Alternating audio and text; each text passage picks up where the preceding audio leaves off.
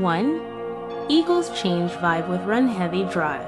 New offensive coordinator Brian Johnson deserves some credit for a pregame initiative and a mid-game adjustment, following the narrow Week 1 win, in which Dallas Goedert was held without a catch and D'Andre Swift was limited to 2 touches. Johnson said the Eagles had to be mindful of changing that.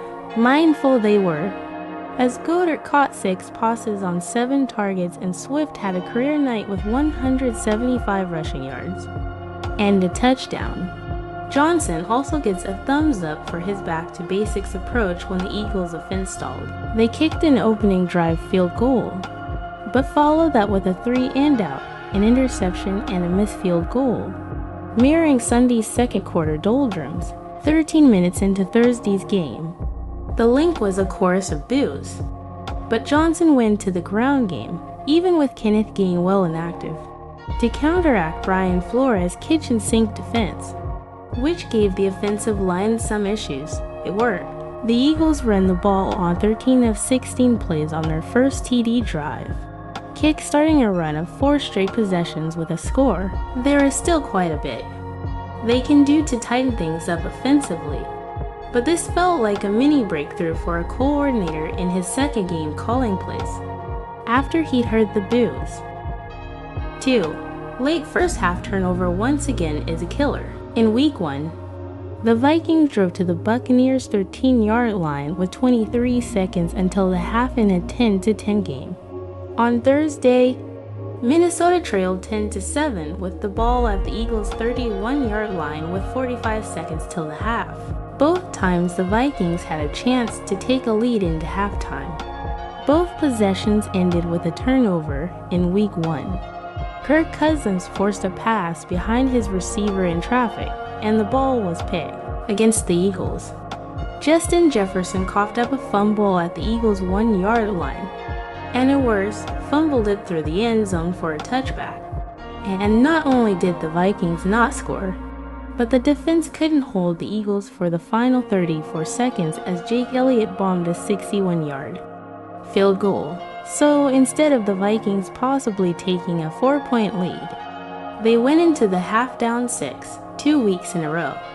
2 of the team's best players made critical errors at a key moment, and in both games, the Vikings surrendered touchdowns on the opening drive of the third quarter. 3. Jalen Hurts better, but there's room for improvement. Hurts' so-so performance in Week 1 wasn't a major concern, but how would he look 4 days later? Up and down, it was a slow start for Hurts, who hit Devonta Smith on a 54-yard pass on the 5th play, but it was underthrown and could have been a TD. Later, Hurts appeared confused by the Vikings faking pressure and dropping into a zone, as he telegraphed his pick to backup safety Theo Jackson. The Eagles eventually found some rhythm throwing the ball, and Hurts only had 5 incompletions on 23 attempts, but the lack of downfield production, even with the Smith catch, has been notable, especially when it comes to targeting A.J. Brown. Some of this is on the offensive line, as the Eagles allowed for sacks, but there also were just missed connections. Hurts hit Brown for a would-be touchdown early in the 4th, but it was called back by a penalty. It also looked like the referees missed a potential pass interference when Hurts went back to Brown, the next play for what could have been a score.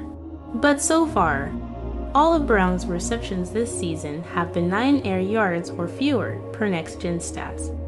So he and Hurts will have to figure out how to get more downfield connections cooking. For Vikings open season fumbling at historically bad rate. On the Vikings' second play of the third quarter, Eagles pass rusher Josh Sweat bore down for a strip sack of Cousins. For Minnesota's 4th lost fumble of the game, that's 4 in the span of 31 minutes of football. Plus, throw in the 2 Cousins lost in Week 1. And the Vikings have the most fumbles lost 6 through a team's first 2 games since the 2003 St. Louis Rams. Last season, the Vikings had 10 total for the entire regular season. Cousins has now coughed up 3 plus a Week 1 pick, which has cost his team dearly. But the Vikings clearly are working with a shell offensive line right now, with Garrett Bradbury out, Ed Ingram struggling, Christian Darrisaw being knocked out, and then his replacement, Oli Edo, carted off with an injury in the fourth quarter, plus.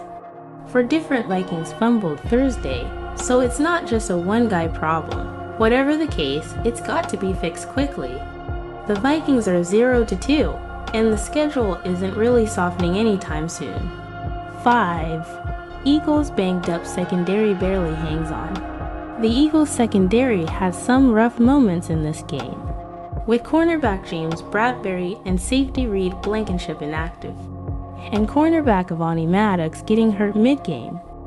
That left the secondary having to rely on Mario Goodrich, Josh Jobe, and Terrell Edmonds in bigger roles than expected. Goodrich and Jobe both had plays where they were undressed, with Goodrich being picked on repeatedly as soon as he replaced Maddox, and Jobe getting beat by and failing to tackle Vikings wide receiver Jordan Addison for a 62-yard score that put Minnesota back in the game. Even Darius Slay, who dominated the head-to-head battle with Jefferson 1 year ago when these teams met, was in coverage on many of Jefferson's 11 catches for 159 yards. Philly has to be glad that this game is followed by a mini-bye before a Week 3 Monday nighter against the Tampa Bay Buccaneers. They need time to get healthy in the secondary. The backups looked overmatched and under-prepared in prime time.